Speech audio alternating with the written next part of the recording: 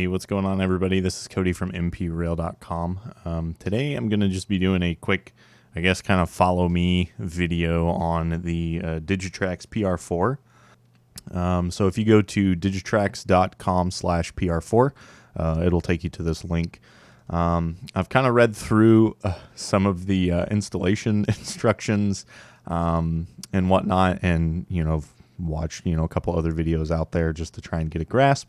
I feel like I'm learning all of this from literally nothing, even though there's tons and tons of videos out there on this stuff. But I just figured I'd kind of give my 2 cents, or kind of throw out my experience of doing this, and just kind of have like a follow along as I mess up and make mistakes, and hopefully you guys can watch this and learn from it.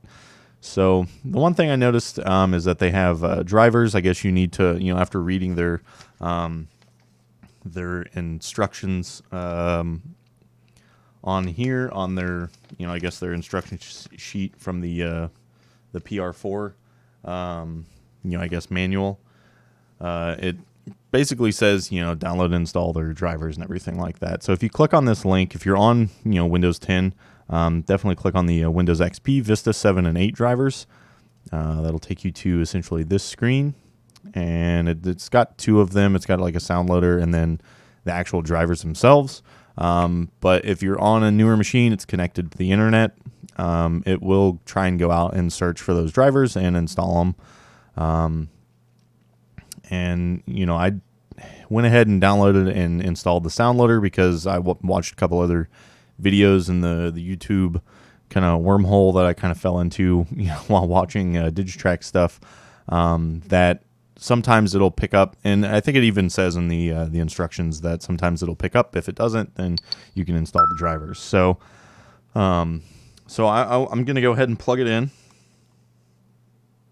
If I can get it plugged in. There we go. Okay, so you hear the dings. Okay, so that's basically saying that it's, that your computer has recognized that there is a device, which this is the Digitrax PR4 here.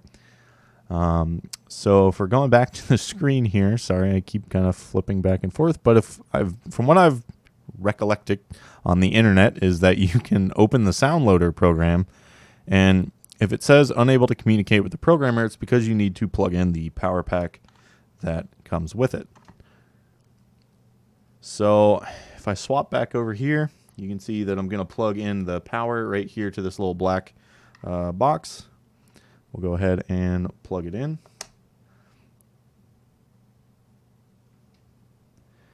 And if it works, then it should update. But it looks like it's not. So that's cool.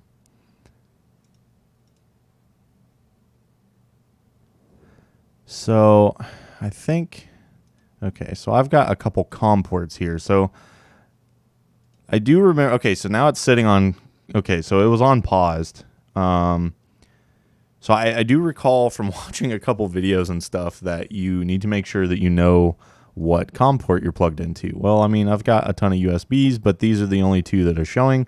It was set on 1, so let's go ahead and try 4 real quick. And there you go. So it's connected. So I always freak out when I do stuff like this because I don't obviously want to fry the electronics or do anything like that, because these things are expensive. I mean, nobody wants to mess up their electronics when they pay the kind of money that they pay for them. So, that was just kind of a simple down and dirty way to, I guess, make sure that it's kind of working without having to install, download and install the JMRI software. That's like kind of a whole nother animal that, I'm going to have to try and figure out and learn and understand and everything. I don't have anything connected to this separately. There are 2, I guess, power feeds or whatever that come out of this PR4 device that you'll plug into your track. And then once you sit a train down on it, then, obviously this is saying waiting for a decoder. When you sit your train down on it, then it should pick it up, and you should be able to, obviously I would assume from this program, load sounds. But we're not going to use this program. I was just kind of wanting to do just a quick down and dirty, like how to get your PR4 connected, how to make sure that it's connecting to your computer, and to make sure that it's working properly. So let me know if you have any questions or comments or any kind of feedback into the comments area down below. And I appreciate it, and hopefully I've got more videos to kind of come.